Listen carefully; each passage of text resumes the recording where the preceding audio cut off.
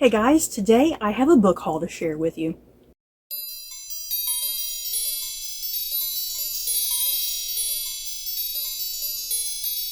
So this is going to be a very niche, niche, specific book haul, because every book that I am hauling in this video is all related to the Last Kingdom series by Bernard Cornwell. Yes, that's all this video is. So it's probably going to be a pretty straightforward video. That's not too lengthy.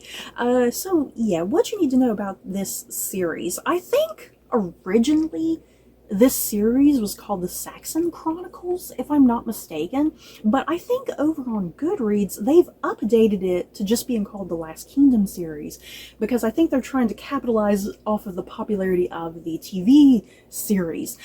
This book series, they were already popular books, but then they got a very popular TV show that you can watch on Netflix that has 5 seasons plus a movie. So yeah, the Last Kingdom TV show was very popular, but also underrated.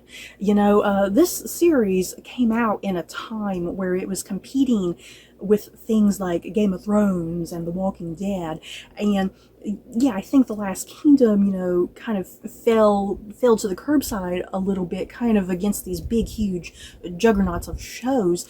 And seriously, The Last Kingdom TV show is just freaking amazing, and I love that show.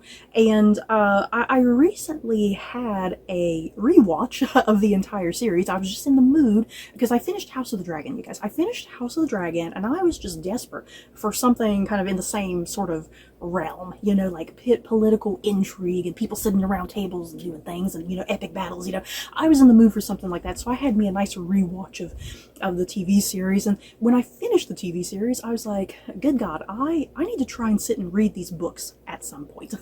And seriously, I am going to try and make an attempt, you know, at the start of 2025, especially since the series is so fresh in my head.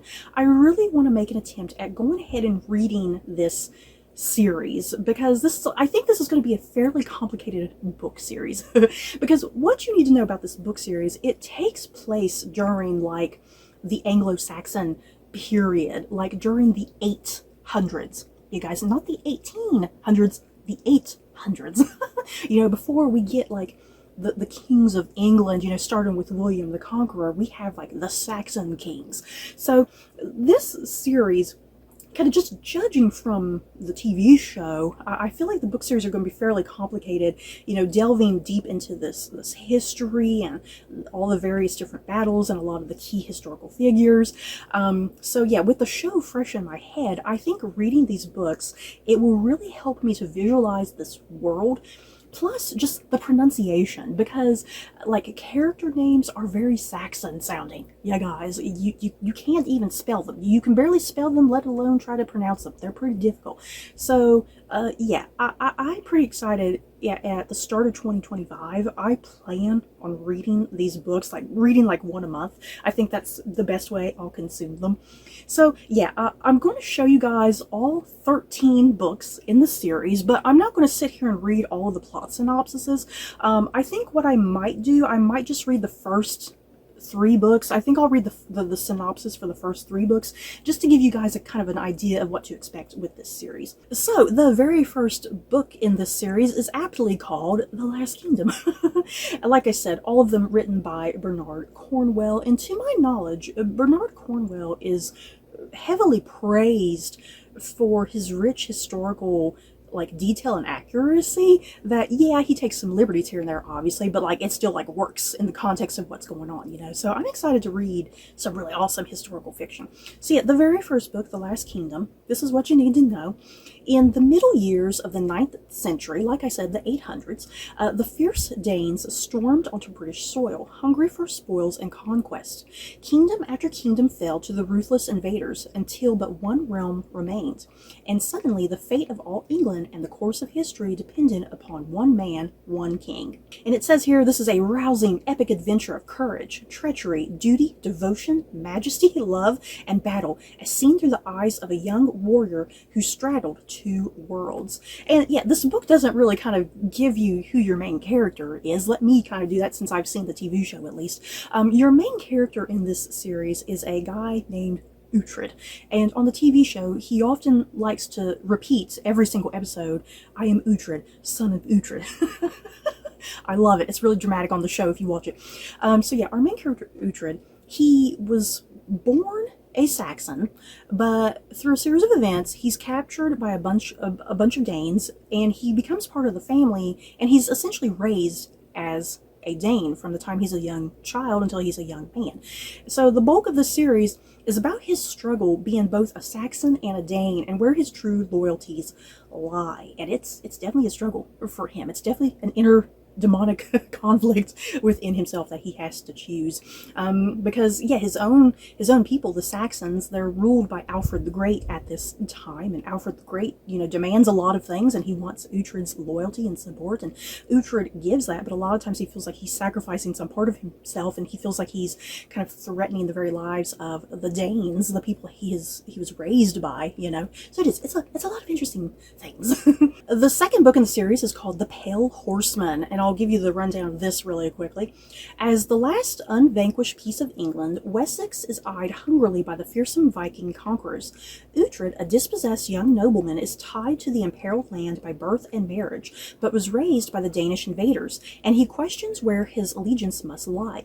But blood is his destiny, and when the overwhelming Viking horde attacks out of a wintry darkness, Uhtred must put aside all hatred and distrust, and stand beside his embattled country's staunch defender, the fugitive King Alfred. Ooh. And then I'll give you the plot synopsis of this third book, and then I'm not going to read any more plot synopsises because I'm kind of worried it might eventually kind of get into more spoilery territory.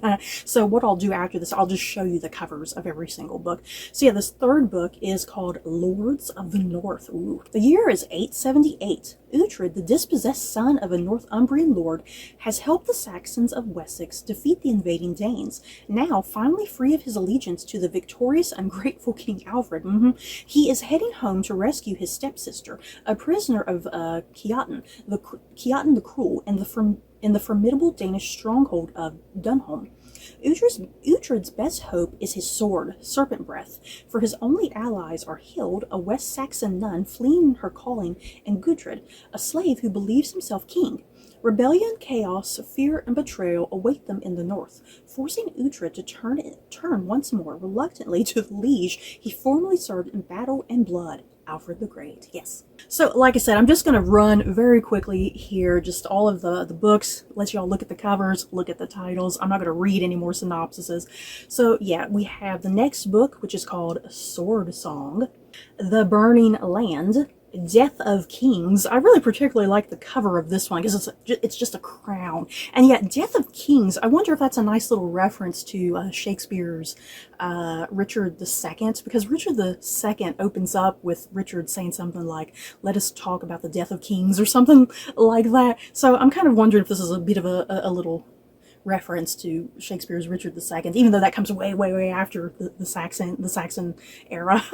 Then we have The Pagan Lord, which, is that a reference to Uhtred? I think that might be a reference to Uhtred himself. Oh my god, you guys, The Empty Throne, uh-oh. Then we got Warriors of the Storm, The Flame Bearer, War of the Wolf, Sword of Kings, and then the very last book that was actually just most recently published is Warlord. And yeah, this wasn't published too very long ago. I think because it says this paperback edition is 2021, but yeah, it looks like it says the first edition was 2020.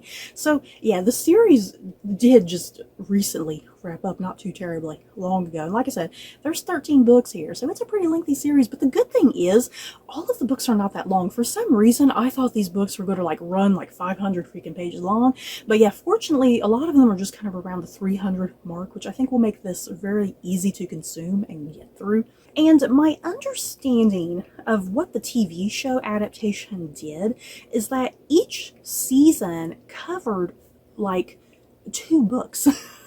which I know a lot of fans of the book series were kind of irritated with, because they felt like a lot of times things going on the show were really quick and really rushed, and people, like certain characters, didn't get enough, screen time and whatnot. So I'm curious to read these books and like get more of the full developed story in some ways. I'm curious what characters are going to have a lot more going on.